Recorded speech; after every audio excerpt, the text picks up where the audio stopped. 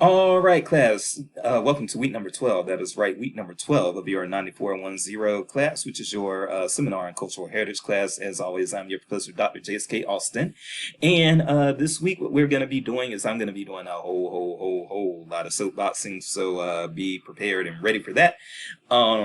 This is just a topic that I soapbox a lot about. You all already know to speed me up. However, before we get into the soapboxing, let me just go ahead and give you one last little reminder here that your assignments for your mini interview for cultural heritage, those are due this coming Sunday.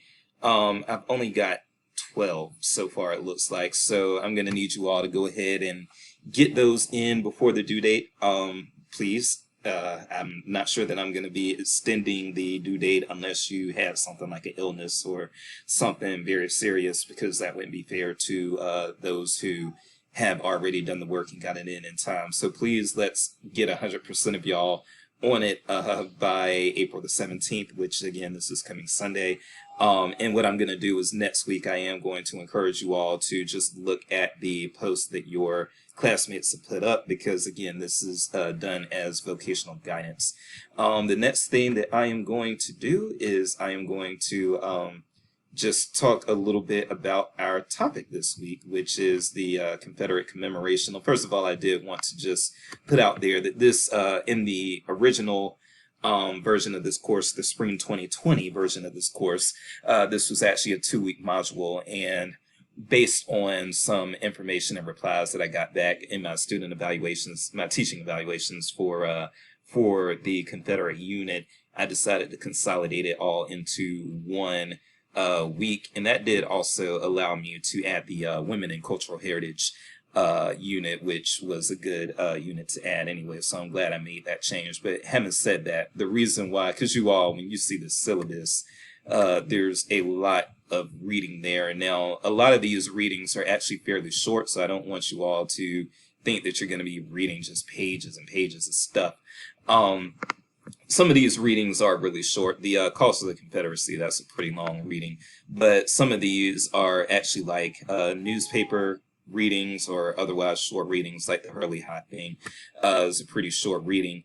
And then there are a lot of optional readings, and the reason for that is because if you want to have some sources for your final paper prompt, for those of you who are doing the final paper and not doing the project, you can probably get some of your information, some of your citations from the readings, including the optional readings that we have for this week. But even outside of that, the reason why this list is so long, just quite frankly, is because I used to have 2 weeks worth of material. I put it all into 1 week, and now that 1 week is that 1 week has a lot of optional readings, as well as, yes, a lot of required readings, but hopefully you all can get through. Again, LA Times, USA Today, those are Washington Post.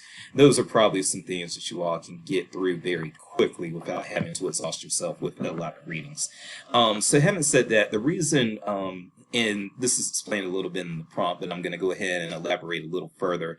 The reason why you all have a Confederate commemoration unit in this class is because this really was the best way for me to get into naming controversies and that sort of thing, even though naming controversies are very, very prevalent and common, and will continue to be prevalent and common within cultural heritage and within GLAM, galleries, libraries, archives, and museums.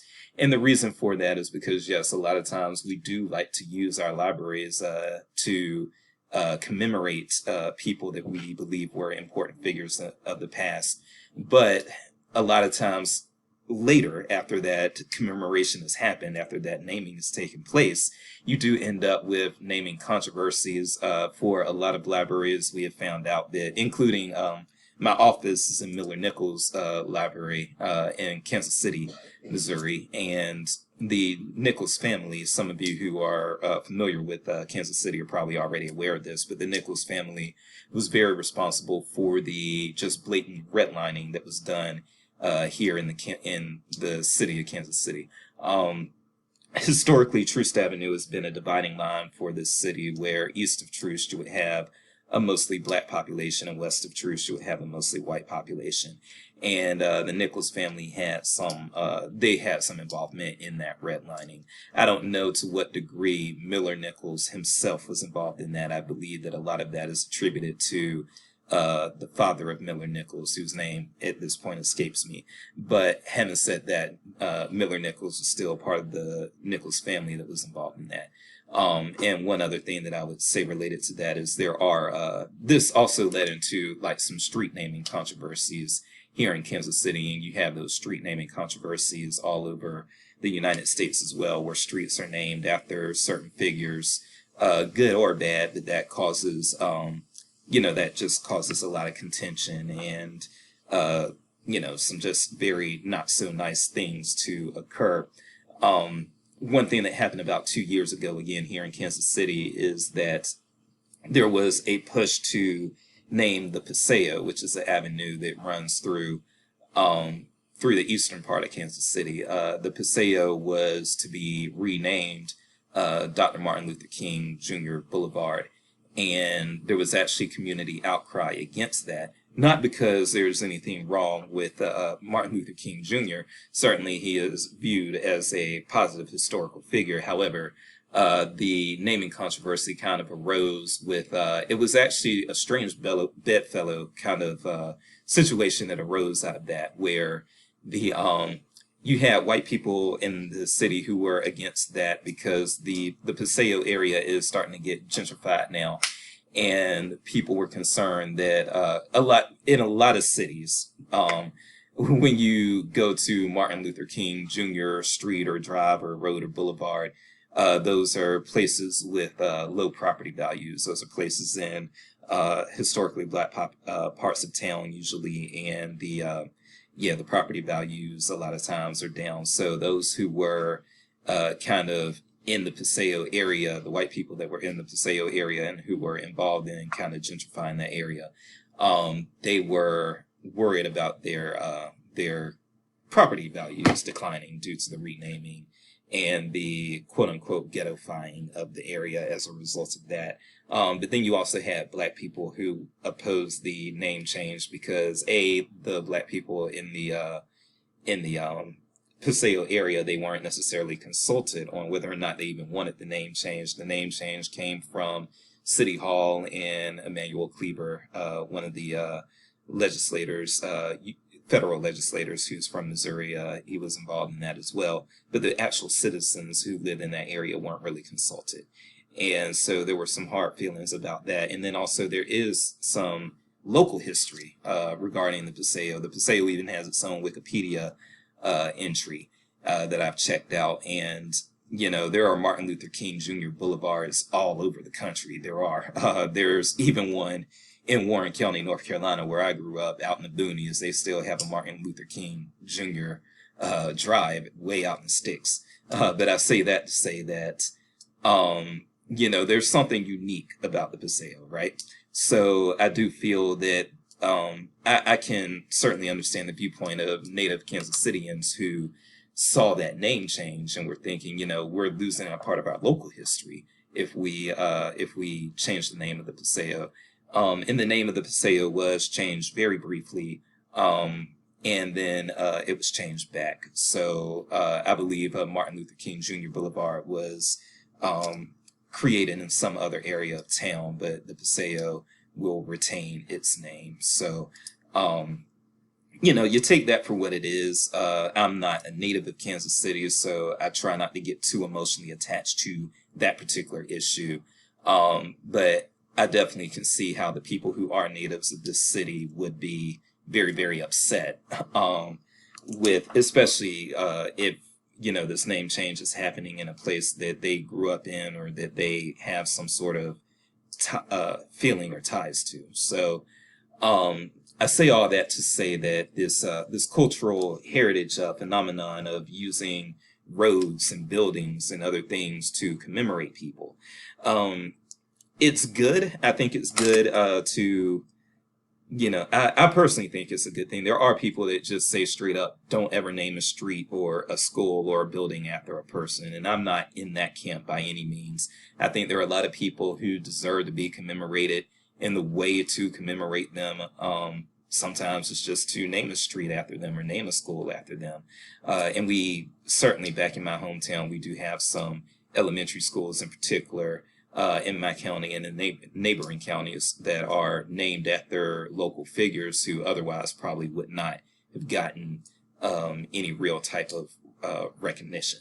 So, yeah, you have that going on. I'm certainly not, again, not one of the people that thinks that you should never use buildings or street names or anything like that to commemorate people. I think it's just fine.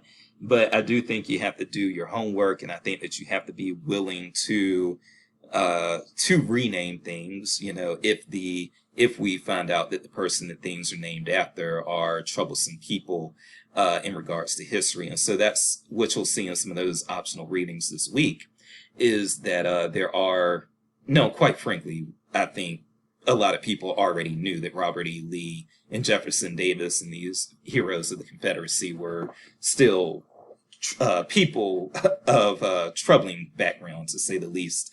But yeah, in the places where I came of age, in North Carolina and in Virginia, yes, you do have Robert E. Lee elementary schools. You do have, when I lived in Richmond as a teenager, there was a Jefferson Davis Highway in right outside of Richmond, Virginia.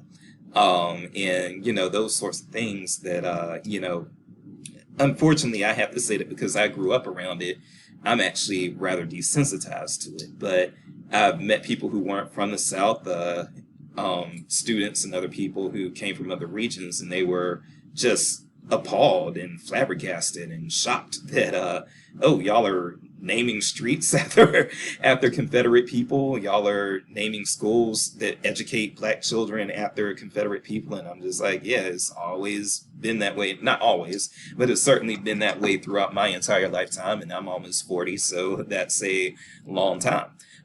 So those are some of the things that you have to kind of keep in mind when you're weighing the merits of who to name something after. And some of you are going to be in situations where, yes, you're going to be voting on or otherwise giving input into who is this library going to be named after, or who is this room in the library. Sometimes they name meeting rooms after people and things of that nature.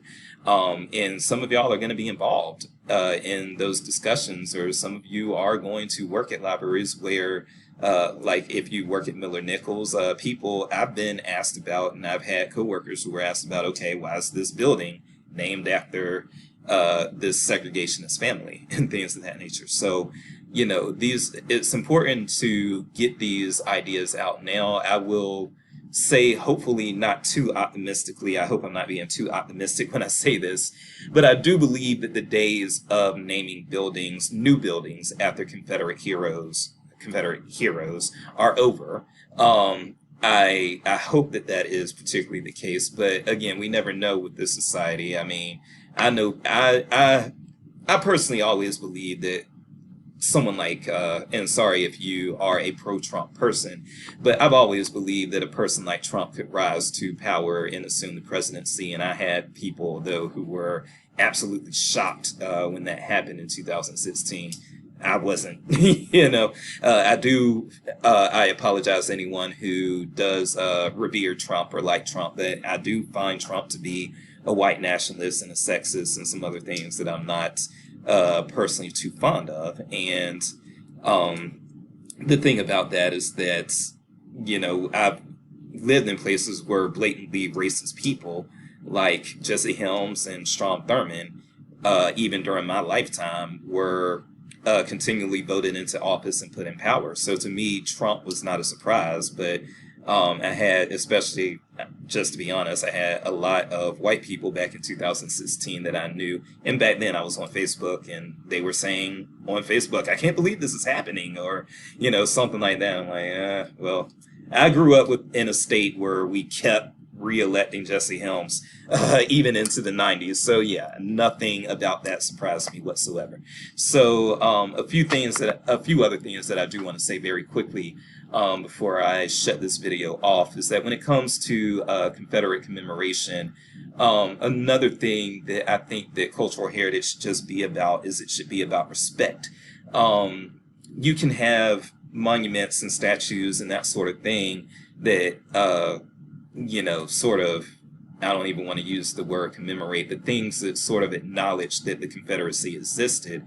But there's a proper way to display those items. Now, again, in Virginia, there's like a Civil War museum, I believe, in Petersburg. And so you'll have artifacts from the Confederacy in a place like that. And I think it's perfectly fine. A lot of people will disagree with me on this, and some of you will disagree with me. And if you disagree with me, say so. You can say so in the comments, in the free for all section, or wherever. But I personally don't mind Confederate Confederate artifacts that still exist. I personally don't mind them being moved to a museum so that people can say, yes, these existed, and we're going to house them in this museum and keep proper context around them.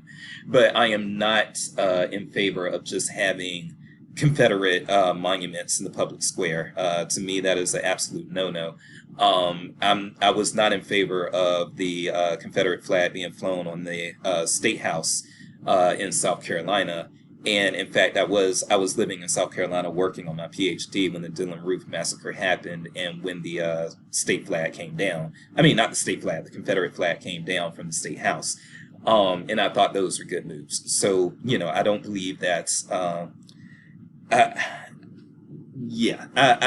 don't believe that these sorts of things that are troublesome, problematic, necessarily need to be destroyed. But they need to be moved out of the public square and properly contextualized. Because otherwise, yes, it does look like you're honoring the Confederacy. It does look like you are honoring the memory of Confederate soldiers, which, frankly, I don't believe we should be doing, not just on the slavery tip, by the way, but also, and some of you have already mentioned this in the discussion board, and I'm glad that you've done this. What the hell are we doing when we are using taxpayer funds to honor our domestic enemies? I consider the people who fought for the Confederacy to be domestic enemies of the United States. I consider them to be traitors. And so no one who waged war against the United States, no one who betrayed the United States and killed Union soldiers should be commemorated or, revered with taxpayer money in a romanticized way. Now, what you do with private funds, that's all on you.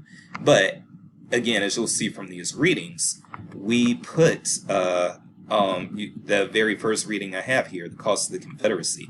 We invest public money in commemorating people who made war against our nation. And another thing you'll see here is related to the Silent Sam controversy. Backdoor dealings, $2.5 million of North Carolina state funds to commemorate these Confederates. That's not how we should be doing things. So again, private property and privately funded commemoration, whatever. That's your freedom as an American, but public funds should not be used to commemorate those who waged war against our Union.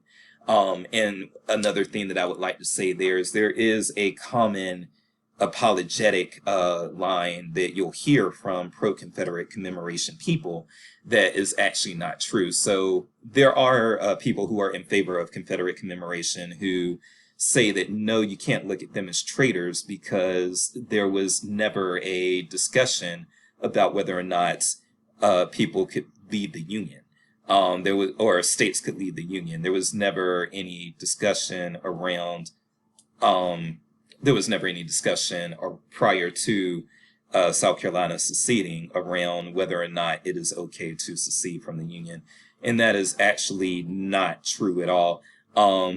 People like John Adams and Alexander Hamilton and a few others, they did weigh the merits of whether or not people should be, well, not people. They did weigh the merits as to whether or not states should be allowed to secede from the Union. And we didn't really see that in action until South Carolina seceded from the Union. But yes, those discussions were actually had, and it was kind of already understood by a lot of federal politicians that no, once you're in the Union, you are in the Union. Once you have statehood, you are a state and you don't leave.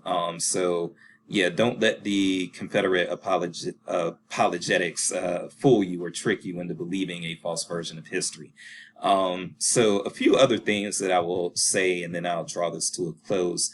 One thing that I would like to talk about really quickly is that, again, when it comes to, and this is why archives is so important. So you can actually view the secession documents from some of the states, including the state of South Carolina.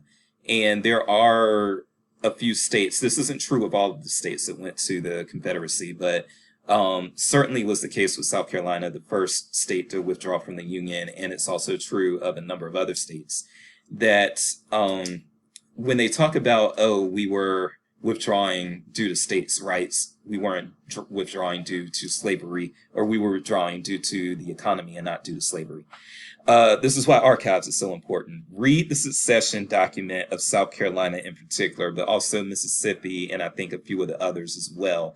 South Carolina's secession document makes it very, very clear that they were trying to protect the institution of slavery. And so their withdrawal from the Union was due to slavery and they're not trusting the North. So again, don't let people try to come at you with, oh, it was about the economy, oh, it was about states' rights. It was about slavery. It really was. If you view the secession documents of some of these states, you can't come away with a different conclusion. I'm sorry. And the final thing that I want to say is that one recurring theme that I hope you've gotten out of this cultural heritage class is that one of the reasons why cultural heritage is so important is because of respect for persons. And so when we talk about respect for persons, another thing that happens, and I've been in this discussion many, many times myself. Again, I've got friends who are pro Confederate commemoration. It is what it is. And, back when I was on Facebook, before I got tired of it and deleted it, I would engage these people because some of them would say things about, well, one of the things that just pierces my ear like a needle is when people say, and people say this all the time in the South, they say, oh, you didn't know anyone who was a slave, so why do you care? The weird thing about that is that the people who say you don't know anyone who was a slave are people who don't know anyone who was a Confederate soldier, right?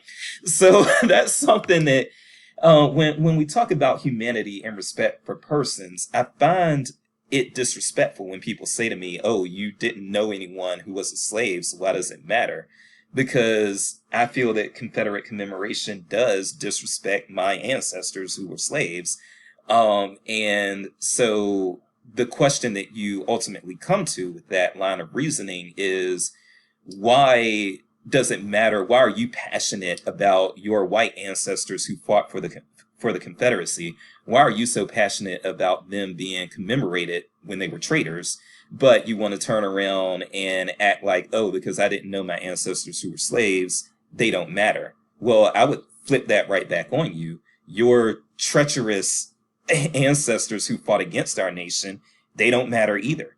But what I would say is, if you don't do Confederate commemoration, then you're not disrespecting the legacy of Confederate soldiers. It's just, you're not doing anything. You're not respecting it, but you're not disrespecting it either. It's a net result of nothing if you don't do the commemoration. But yes, if you do the commemoration, I feel that you're disrespecting Black people. You're disrespecting those who were enslaved, and it's not right. There's a lot more that I could do with this, but we are going to keep this under 25 minutes. Again, I hope you sped this up. So as always, I am Dr. Jace, and when you are having naming controversy discussions, know your place, but also voice your concerns, because now that you have taken my class, hopefully you are a little bit more aware and informed of some things, and you've thought about some things that you haven't thought about before. So having said that, I am out, and I will see you all next week. Don't forget those interviews. Post them up by Sunday night. Later.